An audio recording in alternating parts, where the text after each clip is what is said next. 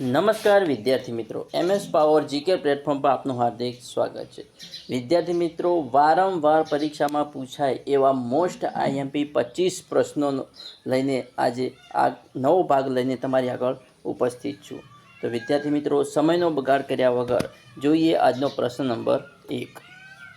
નર્મદા તો બસ નર્મદા છે, આ વાક્યમાં નિપાત શોધો.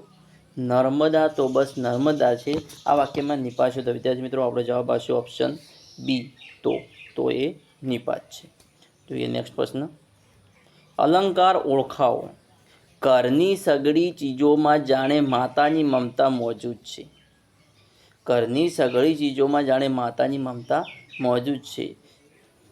અલંકાર ઓળખાવો. તો વિદ્યાર્થી મિત્રો, આપણો જવાબ રહેશે ઓપ્શન બી, ઉત્પ્રેક્ષા અલંકાર. કયો અલંકાર? ઉત્પ્રેક્ષા અલંકાર. જોઈએ નેક્સ્ટ પ્રશ્ન. ફળપાંખલું. ફળપાંખલું શબ્દનો સમાનાર્થી ઓળખાવો. ફળપાંખલું શબ્દનો સમાનાર્થી ઓળખાવો. ફળપાંખલું એટલે મળસકું. શું થાય? મળસકું. ફળપાંખલું શબ્દનો સમાનાર્થી મળસકું. જોઈએ નેક્સ્ટ પ્રશ્ન. નોકરીની પસંદગીમાં દીર્ઘદૃષ્ટિ અને ઝીણવટ રાખવી પડે છે. નોકરીની પસંદગીમાં દીર્ઘદૃષ્ટિ અને ઝીણવટ રાખવી પડે છે. રેખાંકિત સમાસ ઓળખાવો. વિદ્યાર્થી મિત્રો, આપણો જવાબ રહેશે ઓપ્શન ડી, બહુવિધ સમાસ. કયો સમાસ? બહુવિધ સમાસ. જોઈએ નેક્સ્ટ પ્રશ્ન. સમાસનો પ્રકાર જણાવો. ખટરાગ. કયો? ખટરાગનો સમાસનો પ્રકાર જણાવો. તો વિદ્યાર્થી મિત્રો, આપણો જવાબ આવશે ઓપ્શન બી, દ્વિગુ સમાસ. ખટરાગ એ દ્વિગુ સમાસ. જોઈએ નેક્સ્ટ પ્રશ્ન. સદગત નારાયણભાઈ દેસાઈની કઈ કૃતિ 4 ભાગમાં ગ્રંથસ્થ થઈ છે? સદગત નારાયણભાઈ દેસાઈની કઈ કૃતિ 4 ભાગમાં ગ્રંથસ્થ થઈ છે? તો વિદ્યાર્થી મિત્રો, જવાબ આવશે ઓપ્શન બી, મારું જીવન એ જ મારી વાણી. મારું જીવન એ જ મારી વાણી નારાયણભાઈ દેસાઈની કૃતિ છે, જે 4 ભાગમાં ગ્રંથસ્થ થયેલી છે. જોઈએ નેક્સ્ટ પ્રશ્ન. અશ્વિન અને મહેરુ પાત્રો કઈ કૃતિના છે? અશ્વિન અને મહેરુ પાત્રો કઈ કૃતિના છે? તો વિદ્યાર્થી મિત્રો, આપણો જવાબ આવશે ઓપ્શન એ, ગ્રામલક્ષ્મી. કઈ કૃતિ? ગ્રામલક્ષ્મી. અશ્વિન અને મહેરુ પાત્રો કઈ કૃતિના છે? ગ્રામલક્ષ્મીના. જોઈએ નેક્સ્ટ પ્રશ્ન. બે પદને જોડવાનું કાર્ય ભાષાનો કયો ઘટક કરે છે? બે પદને જોડવાનું કાર્ય ભાષાનો કયો ઘટક કરે છે? તો વિદ્યાર્થી મિત્રો, ઓપ્શન સી આપણો જવાબ રહેશે, અનુગ અને નામયોગી. અનુગ અને નામયોગી. ઓપ્શન સી આપણો સાચો રહેશે. બે પદને જોડવાનું કાર્ય ભાષાનો કયો ઘટક કરે છે? તો અનુગ અને નામયોગી. જોઈએ નેક્સ્ટ પ્રશ્ન. ઉદ્ગ્રીવ શબ્દનો સમાસ જણાવો. ઉદ્ગ્રીવ. ઉદ્ગ્રીવ શબ્દનો સમાસ જણાવો. તો વિદ્યાર્થી મિત્રો, આપણે જવાબ આવશે ઓપ્શન એ, બી, બહુવિધ સમાસ. કયો સમાસ? બહુવિધ સમાસ. જોઈએ નેક્સ્ટ પ્રશ્ન. મૂળ બંધારણની અંગ્રેજી આવૃત્તિનું સુલેખન કોના દ્વારા કરવામાં આવ્યું હતું? મૂળ બંધારણની અંગ્રેજી આવૃત્તિનું સુલેખન કોના દ્વારા કરવામાં આવ્યું હતું? તો વિદ્યાર્થી મિત્રો, આપણો જવાબ રહેશે ઓપ્શન એ, પ્રેમ બિહારી નારાયણ રાયઝાદા. પ્રેમ બિહારી નારાયણ રાયઝાદા, જેમને મૂળ બંધારણની અંગ્રેજી આવૃત્તિનું સુલેખન કર્યું હતું. જોઈએ નેક્સ્ટ પ્રશ્ન. ચોથ અને સરદેશમુખી કર પ્રણાલીનો સંબંધ કયા સામ્રાજ્ય સાથે હતો? ચોથ અને સરદેશમુખી કર પ્રણાલીનો સંબંધ કયા સામ્રાજ્ય સાથે હતો? તો વિદ્યાર્થી મિત્રો, આપણો જવાબ આવશે ઓપ્શન એ, મરાઠા સામ્રાજ્ય સાથે હતો. જોઈએ નેક્સ્ટ પ્રશ્ન. રાજાના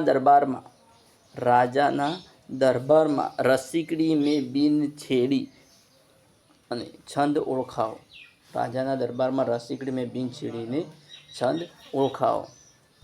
જવાબ આપશે ઓપ્શન ડી, શાર્દુલ વિક્રીડિત છંદ. શાર્દુલ વિક્રીડિત છંદ. જોઈએ નેક્સ્ટ પ્રશ્ન. કયા મુખ્યમંત્રીએ ભારતના વિદેશ મંત્રી તરીકે ફરજ બજાવી છે? કયા મુખ્યમંત્રીએ ભારતના વિદેશ મંત્રી તરીકે ફરજ બજાવી છે?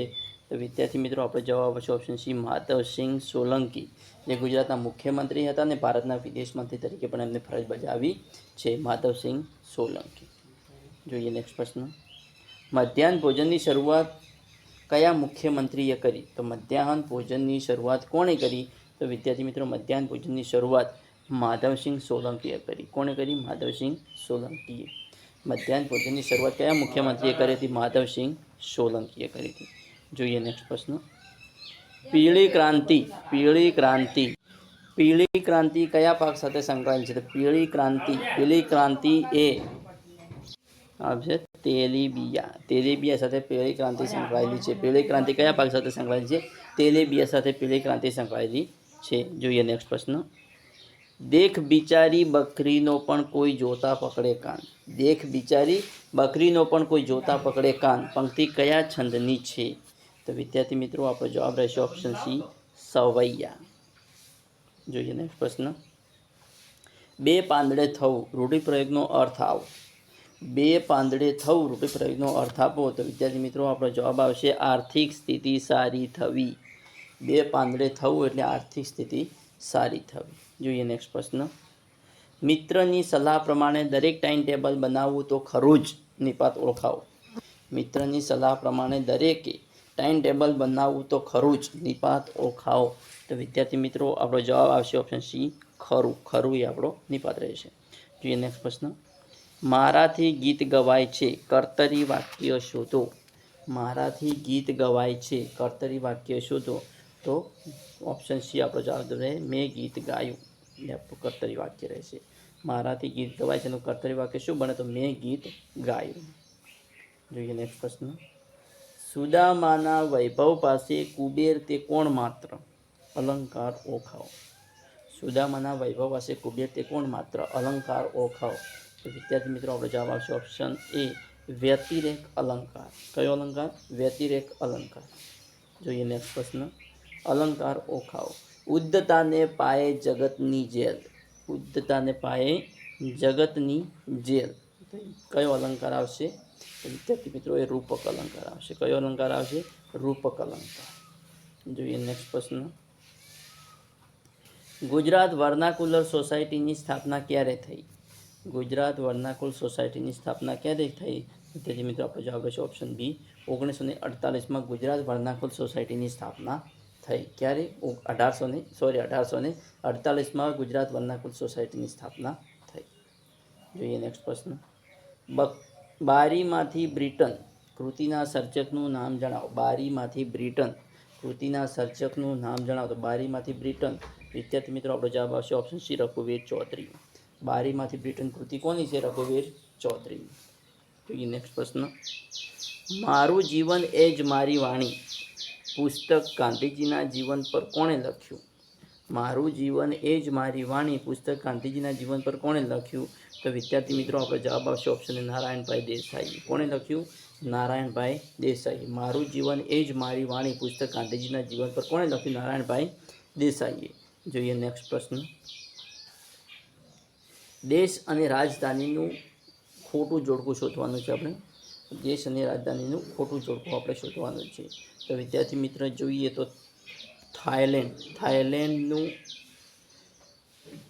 થાઈલેન્ડની રાજધાની બેંકોક એ રાઈટ રહેશે આપણો. જાપાનની ટોક્યો રાઈટ. સિરિયાની દમાસ્કસ એ રાઈટ. તો વિદ્યાર્થી મિત્રો આપણો જવાબ રહેશે ઓપ્શન સી એ ખોટો જવાબ છે. ઇન્ડોનેશિયા એ બાજુ એ ખોટો જવાબ છે. જે તે થાઈલેન્ડની બેંકોક સાચી, જાપાનની ટોક્યો અને સિરિયાની દમાસ્કસ ઇન્ડોનેશિયાની બાલી ખોટી છે. તો વિદ્યાર્થી મિત્રો ઇન્ડોનેશિયાની રાજધાની કઈ આવે? તો ઇન્ડોનેશિયાની રાજધાની જકાર્તા. કઈ? જકાર્તા ઇન્ડોનેશિયાની રાજધાની છે. જોઈએ નેક્સ્ટ પ્રશ્ન. વિદ્યાર્થી મિત્રો જો તમને મારો વિડીયો પસંદ આવ્યો હોય તો મારા વિડીયોને લાઇક, કમેન્ટ અને શેર કરવાનું ના ભૂલતા. Thanks for watching my video.